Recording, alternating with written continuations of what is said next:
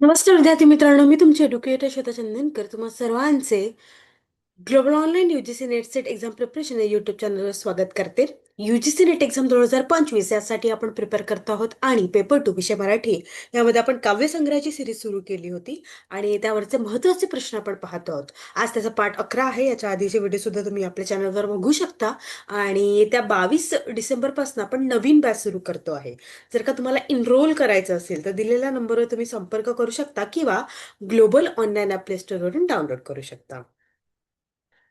Global online आपल्यासाठी घेऊन आले आहे पेपर टू विषय मराठीचा संपूर्ण कोर्स, ज्यामध्ये तुम्हाला पेपर वन जे आहे ते मोफत मिळणार आहे, सोबत लाईव्ह क्लास मिळणार आहे, पूर्ण 10 युनिटचे PDF नोट्स मिळणार आहेत, 20 अधिक टेस्ट मिळणार आहे आणि सोबतच पूर्ण अभ्यासक्रम चाचणी टेस्ट सुद्धा मिळणार आहे. याची जी फीज आहे ती 8,000 रुपये आहे.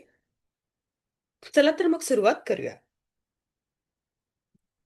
महिला कवयित्रीचा पहिला महत्वाचा काव्यसंग्रह कोणता? मानस, भावना, निरंजन, अवनी. महिला कवयित्रीचा पहिला महत्वाचा काव्यसंग्रह कोणता आहे? तर तो आहे मानस. ठीक आहे. कोणत्या महिला कवयित्रीचं म्हटलेलं आहे ते तुम्ही मला कमेंट सेक्शन मध्ये नक्की सांगा. समोरचा प्रश्न आहे, उमलते क्षण हा कोणाचा संग्रह आहे? निर्मला पांडे, कविता महाजन, मीरा देव, इंदिरा संत. चला तर मग सांगा बघू.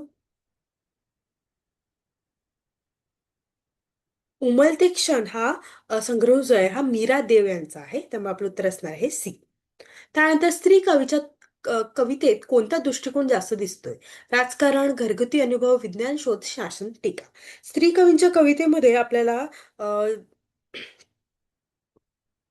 घरगुती अनुभव जास्त दिसला जातं, कारण एकंदरीत अ, घरामध्ये कसं वास्तव आहे किंवा मग समाजात कसं आहे ते एकत्रित त्याच्यात तो आपल्याला अंदाज येतो आहे.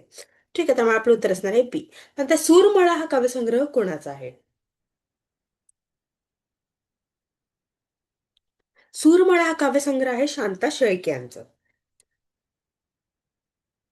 तर शांता शेळके ह्या प्रतिभावंत कवयित्री होत्या आणि पत्रकार होत्या. त्यांचे प्रकाशित साहित्य हे अंगत पंगत, अनोळक, अलौकिक, आंधळी, एक गाणे चुलीचे, कविता 20व्या शतकांची, कविता स्मरणातल्या, गोंधण हे त्यांचे काव्यसंग्रह, जन्मजान्हवी हे सुद्धा त्यांचे काव्यसंग्रह आहे. ठीक आहे, त्यामुळे आपलं उत्तर काय असणार आहे? डी असणार आहे. त्यानंतर प्रेमरंग हा संग्रह कोणाचा आहे? मीरादेव, निर्मला, कविता महाजन, इंदिरा संत. प्रेमरंग हा संग्रह कोणाचा आहे? प्रेमरंग हा संग्रह जो आहे हा निर्मला ज्या आहेत त्यांचा असणार आहे. ठीक आहे. म्हणजे आपलं उत्तर काय आहे? बी असणार आहे. त्यानंतर कविता महाजन यांच्या कवितांमध्ये काय आपल्याला दिसते आहे?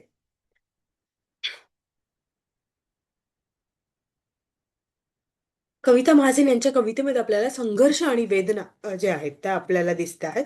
त्यामुळे आपलं उत्तर असणार आहे बी.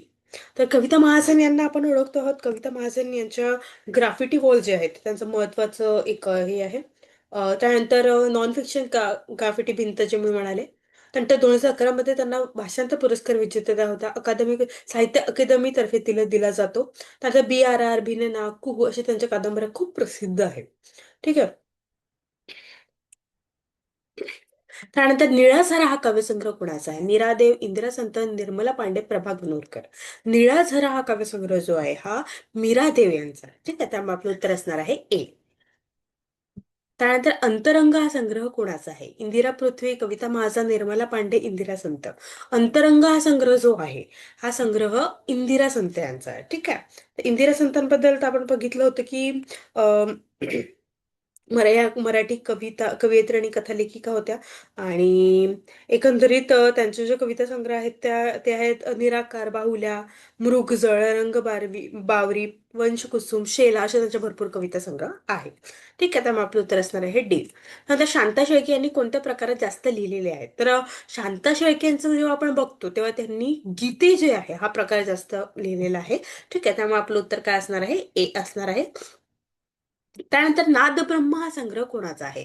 निर्मला पांडे, मीरादेव, कविता महाजन, प्रभा गणोरकर. नादब्रह्म हा संग्रह जो आहे हा कविता महाजन यांचा आहे. ठीक आहे, त्यामुळे आपलं उत्तर असणार आहे सी. त्यानंतर सावली हा संग्रह कोणाचा आहे? इंदिरा संत, कविता महाजन, निर्मला पांडे, मीरादेव. सांगा बघू. तर सावली हा संग्रह इंदिरा संत यांचा आहे. ठीक आहे. त्यामुळे आपलं उत्तर असणार आहे ए. नंतर कविता महाजन यांना कोणत्या विषयात जास्त जाणीव होती, कोणत्या विषयाची? तर एकंदरीत कविता महाजन यांचं आपण बघितलं तर ते स्त्रीवादी जास्त आहेत. त्यांचे जे पुस्तक आहेत ते स्त्री व्यक्तिमत्वातले जास्त आहेत. त्यामुळे आपली स्त्री अस्मिता जे आहेत त्यांचे जास्त असणार आहे. त्यामुळे आपलं उत्तर असणार आहे ए. नंतर धुसर शब्द हा संग्रह कोणाचा आहे? निर्मला पांडे, कविता महाजन, इंदिरा पृथ्वी, मीरा देव. धुसर शब्द हा संग्रह जो आहे हा इंदिरा पृथ्वी यांचा आहे. ठीक आहे. त्यामुळे आपलं उत्तर असणार आहे सी. नंतर भावरेषा कोणत्या कवयित्रीची आहे? इंदिरा संत, कविता महाजन, शांता शेळके, प्रभा गणोरकर. भावरेषा आहे प्रभा गणोरकर ज्या आहेत ना त्या कवयित्रीचं हे असणार आहे. ठीक आहे. तर प्रभा गणोरकर ह्या प्रभा रामचंद्र गणोकर ह्या वसंत आबाजी डहाके यांच्या पत्नी आहेत आणि त्यांनी भरपूर पुस्तके लिहिलेली आहे. व्यामोह, व्यतीत, विवर्त, बोरकरांची निवडक कविता त्यांनी संपादित केली. गंगाधर गाडगे, व्यक्ती आणि सृष्टी, किनारे, मळाचे, कादंबरी त्यांनी लिहिलेली आहे. एके एकीची कथा असं त्यांनी आशा बग्यांचे निवडक कथा याबद्दल त्यांनी संपादित केलेला आहे. त्यात उमलते दिवस हा काव्यसंग्रह कोणाचा आहे? उमलते दिवस हा काव्यसंग्रह जो आहे हा मीरा देव यांचा आहे. त्यामुळे आपलं उत्तर असणार आहे सी. त्यानंतर अशा पद्धतीने आपण काही महत्वाचे प्रश्न पाहिलेले आहे. नक्कीच हे तुम्हाला अभ्यासाला पेपरमध्ये कामी येणार आहे. त्यामुळे नक्की अभ्यास करा आणि या आधीचे व्हिडिओ सुद्धा बघा. जर का तुम्ही आता ही एक्झाम तर झाली पण येत्या जूनची साठी प्रिपेअर करत असाल तर नक्की अभ्यासाला लागा आणि क्लासेस सुद्धा आपल्याला दिलेल्या नंबरवर तुम्ही संपर्क करू शकता किंवा ग्लोबल ऑनलाईन प्ले स्टोअरवरून डाउनलोड करू शकता. खूप खूप धन्यवाद.